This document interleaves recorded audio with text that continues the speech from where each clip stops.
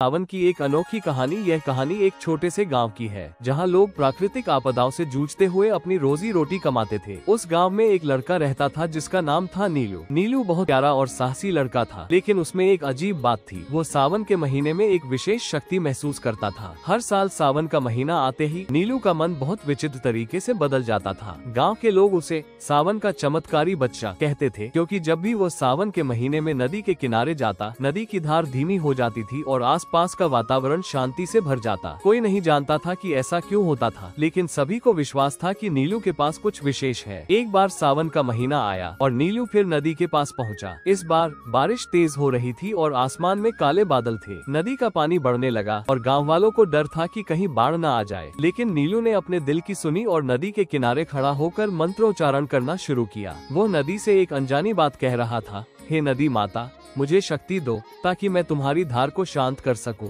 सावन की बारिश में जैसे ही नीलू ने मंत्र बोलना शुरू किया, एक अद्भुत चीज घटी। नदी का पानी धीरे धीरे शांत होने लगा और बादल भी धीरे धीरे गायब होने लगे। आसमान में फिर से नीला रंग छा गया और बारिश रुक गई। गांव वाले हैरान थे कि यह क्या हुआ।